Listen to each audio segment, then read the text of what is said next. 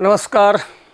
मी प्राध्यापक डॉक्टर वसंत खरात, संगमनेर नगरपालिका कला, दाजमाल पाणी वाणिज्य आणि बनासवाडा विज्ञान महाविद्यालय स्वायत्त संगमनेर. महाविद्यालयात प्रथम वर्षामध्ये शिकत असणाऱ्या सर्व विद्याशाखांच्या विद्यार्थ्यांसाठी अंडरस्टँडिंग इंडियन कॉन्स्टिट्यूशन हा एक स्वतंत्र विषय आहे. त्या विषयाच्या लेक्चर सिरीजमधलं जे डायरेक्टिव्ह प्रिन्सिपल्स हे एक युनिट आहे. अर्थात राज्याच्या धोरणाची मार्गदर्शक तत्त्वे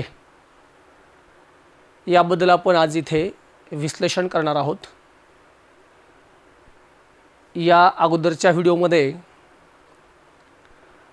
भारतीय राज्यघटनेतील मूलभूत हक्कांचा आपण आढावा घेतलेला आहे. राज्याच्या धोरणाची मार्गदर्शक तत्त्वे ही भारतीय राज्यघटनेतील भाग 4 मध्ये कलम 36 ते 51 दरम्यान नमूद करण्यात आलेली आहेत. भारतीय राज्यघटनेची जी काही वैशिष्ट्ये आहेत त्यातलं एक वैशिष्ट्य असं आहे की भारतीय राज्यघटना मिश्र स्वरूपाची आहे. याचा अर्थ असा आहे की भारतीय राज्यघटनेमध्ये विविध देशातील राज्यघटनांच्या तत्त्वांचा प्रभाव पडलेला आहे. दुसऱ्या अर्थाने असं म्हणता येईल की भारतीय घटनाकारांनी राज्यघटना लिहित असताना वेगवेगळ्या देशांकडून आपण काही वेगवेगळी तत्त्वे स्वीकारली आहेत. भारतीय राज्यघटनेतील राज्याच्या धोरणाची जी मार्गदर्शक तत्त्वे आहेत ती आपण आयर्लंडच्या 1937च्या राज्यघटनेपासून घेतलेली आहेत. ही जी राज्याच्या धोरणाची मार्गदर्शक तत्त्वे आहेत त्या मार्गदर्शक तत्त्वांच्या संदर्भात भारतीय राज्यघटनेचे शिल्पकार डॉक्टर बाबासाहेब आंबेडकर असं म्हणतात, राज्याच्या धोरणाच्या मार्गदर्शक तत्त्वांमध्ये राज्यघटनेचं तत्त्वज्ञान सामावलेलं आहे. राज्यघटनेची जी उद्देशपत्रिका आहे त्या उद्देशपत्रिकेमध्ये राज्यघटनेचं तत्त्वज्ञान सामावलेलं आहे. भारताने संसदीय लोकशाहीचा स्वीकार केलेला आहे आणि ही लोकशाही जी आहे केवळ कुठल्या तरी एका क्षेत्रापुरती मर्यादित न राहता ती सामाजिक लोकशाही, आर्थिक लोकशाही, राजकीय लोकशाही प्रस्थापित झाली पाहिजेत. म्हणजे सामाजिक न्याय, आर्थिक न्याय, राजकीय न्याय प्रस्थापित झाला पाहिजेत. संधी आणि दर्जाची समानता प्राप्त झाली पाहिजेत. हे जे घटनेचं तत्त्वज्ञान आहे ते तत्त्वज्ञान आपल्याला मार्गदर्शक तत्त्वामध्ये आढळून येतं. ग्रॅनव्हिले ऑस्टिन यांनी मार्गदर्शक तत्त्वांच्या संदर्भात आपली जी भूमिका स्पष्ट केलेली आहे.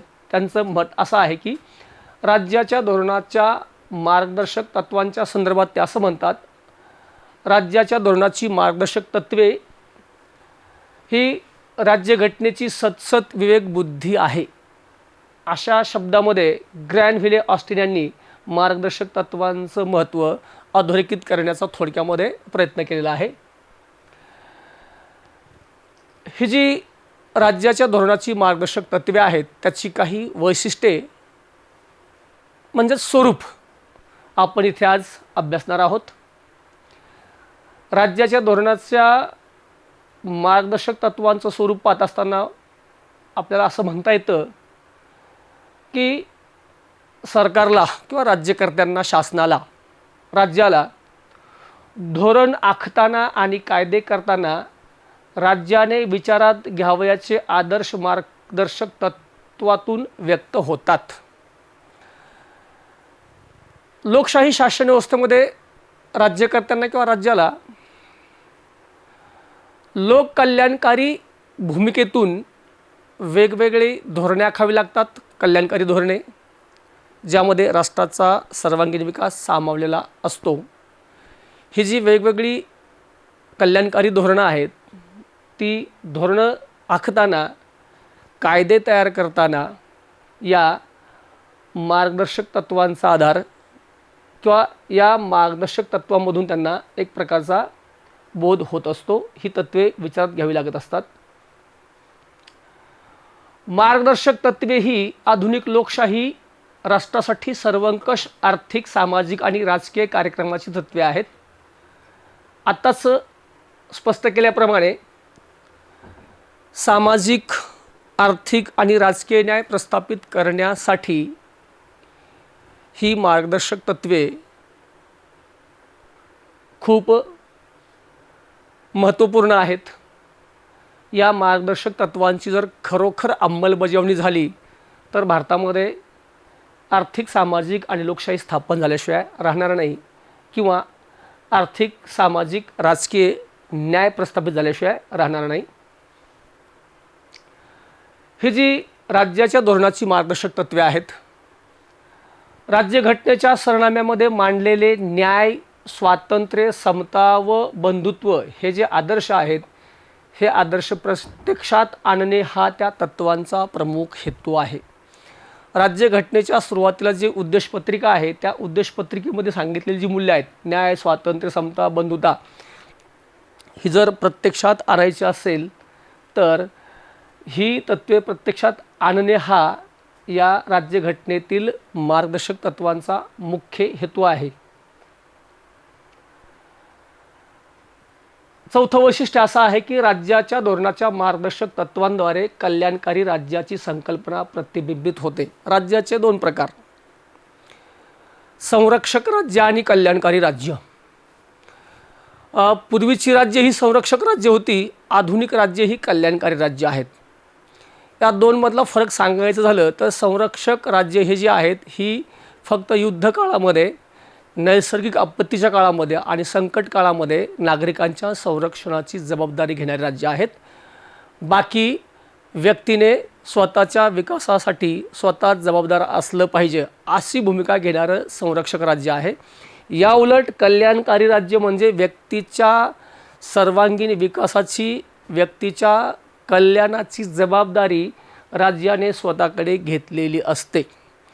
व्यक्तीचं जीवन सुलभ करणे, सोपस्कर करणे, व्यक्तीच्या व्यक्तिमत्वाची जडणघडण करण्यासाठी संधी निर्माण करून देणे, व्यक्तीचं जीवन सुलभ आणि सुखी कसं होईल, समृद्ध कसं होईल, व्यक्तीच्या राहणीमानाचा दर्जा कसा उंचावेल, व्यक्तीचा बौद्धिक, आत्मिक, नैतिक या सर्व प्रकारचा विकास साध्य कसा होईल, त्या अनुषंगाने राज्याने व्यक्ती विकासाची सर्वस्वी जबाबदारी स्वतःच्या खांद्यावर घेऊन ती जबाबदारी समर्थपणे पेलणे, या अर्थाने ते कल्याणकारी राज्य आहे। आणि या राज्याच्या धोरणाचा किंवा मार्गदर्शक तत्वांद्वारे कल्याणकारी राज्याची संकल्पना साकार होण्यास मदत झालेली आहे किंवा होऊ शकते। मार्गदर्शक तत्वे न्यायप्रविष्ट नाहीत, हे त्याचं एक महत्त्वाचं वैशिष्ट्य आहे। भारतीय राज्यघटनेच्या प्रकरण 3 मध्ये जे मूलभूत हक्क सांगितलेले आहेत आणि प्रकरण 4 मध्ये जे मार्गदर्शक तत्व सांगितले आहेत, त्या दोनमधला मूलभूत फरक म्हणजे नागरिकांचे मूलभूत हक्क न्यायप्रविष्ट आहेत, त्याला न्यायालयीन संरक्षण आहे, तर राज्यघटनेतील राज्याच्या धोरणाची मार्गदर्शक तत्वे ही न्यायप्रविष्ट नाहीत। याचा अर्थ असा की या तत्वांना न्यायालयीन संरक्षण नाही। आता न्यायालयीन संरक्षण नाही याचा अर्थ असा होतो की जरी या तत्वांचं उल्लंघन झालं किंवा ही तत्वे जरी राज्याने अंमलात आणण्याचा प्रयत्न केला नाही किंवा या तत्वाकडे दुर्लक्ष केलं तर राज्याविरुद्ध किंवा सरकारविरुद्ध न्यायालयामध्ये दाद मागता येत नाही, याचिका दाखल करता येत नाही। याचा अर्थ असा होतो की राज्याच्या मार्गदर्शक तत्वांची अंमलबजावणी करणे अथवा न करणे हे राज्याच्या इच्छेवर अवलंबून आहे। राज्य जर या तत्वांची अंमलबजावणी करत नसेल तर त्या विरोधामध्ये न्यायालयात तक्रार करता येत नाही। न्यायालय या मार्गदर्शक तत्वांची अंमलबजावणी राज्यांनी करावी असा आदेशही काढू शकत नाही, अशी सक्ती करू शकत नाही किंवा त्यांना बंधनकारक करू शकत नाही। या अर्थाने मार्गदर्शक तत्वे ही न्यायप्रविष्ट नाहीत। 6वं वैशिष्ट्य असं आहे की कायद्याची घटनात्मक वैधता ठरविण्यासाठी न्यायालयांना मार्गदर्शक तत्वांची मदत होत असते. बऱ्याचदा न्यायालयावर कायद्याची घटनात्मक चौकट ठरवण्याची जबाबदारी असते आणि ती कायद्याची घटनात्मक चौकट ठरवताना ही तत्वे न्यायालयाला मार्गदर्शन करत असतात किंवा मार्गदर्शक ठरत असतात. या तत्वाद्वारे सामाजिक हिताची हमी दिली जाते. खरं तर कल्याणकारी राज्याची भूमिका राज्याने स्वीकारलेली आहे आणि त्या कल्याणकारी भूमिकेतून समाजाचा सर्वांगीण विकास, समाजाचं हित, समाजाची प्रगती साध्य करणं हे राज्याचं नैतिक कर्तव्य आहे. आणि या मार्गदर्शक तत्वांची जर खरोखर अंमलबजावणी केली गेली तर सामाजिक हिताची हमी नागरिकांना मिळाल्याशिवाय राहणार नाही. दुसरी बाब अशी आहे की मार्गदर्शक तत्वे जी आहेत ती सकारात्मक हस्तक्षेपाची संधी उपलब्ध करून देतात. मूलभूत हक्क आणि मार्गदर्शक तत्वे यांच्यातील जर फरक स्पष्ट करायचा झाला तर मूलभूत हक्क नकारात्मक स्वरूपाचे आहेत तर मार्गदर्शक तत्वे ही सकारात्मक आहेत. म्हणजे याचा अर्थ असा आहे की राज्याने काय करावं, शासनाने काय करावं याबद्दल ही मार्गदर्शक तत्वे राज्याला सांगत असतात. राज्याने सकारात्मक हस्तक्षेप करावा याचा अर्थ असा की या तत्वांच्या अंमलबजावणीसाठी राज्याने पुढाकार घेऊन ती तत्वे अंमलात आणण्याचा प्रयत्न करावा असा याचा इथे आपल्याला असे सांगता येतो. थोडक्यामध्ये मार्गदर्शक तत्वांचे पालन करून सामाजिक, आर्थिक, लोकशाहीची रचना केली जाऊ शकते. कायदे करताना व त्यांची अंमलबजावणी करताना राज्यकर्त्यांनी ती सदैव समोर ठेवावीत. मार्गदर्शक तत्वे म्हणजे राज्यघटनेच्या सरनाम्यात नमूद केलेल्या तत्वांचा विस्तार आहे. त्या आदर्शाप्रत जाण्याचे ते मार्ग आहेत. त्याची उपेक्षा करणे कोणत्याच जबाबदार शासनास परवडणार नाही. कोणत्याही सत्ताधारी पक्ष आपल्या भवितव्याचा धोका पत्करूनच मार्गदर्शक तत्वांना नजरेआड करू शकेल. इतकी ती महत्त्वाची आहेत. म्हणजे मार्गदर्शक तत्वांकडे कुठलाही पक्ष दुर्लक्ष करू शकत नाही. अलीकडच्या काळामध्ये राजकीय पक्षांना मार्गदर्शक तत्वांच्या अंमलबजावणीची हमी देऊनच सत्तेवर येता येतं किंवा ते सत्तेवर यायचा प्रयत्न करत असतात. आणि अशा पद्धतीने ही मार्गदर्शक तत्वे सामाजिक, आर्थिक, राजकीय, लोकशाहीची पायाभरणी करू शकतात. धन्यवाद.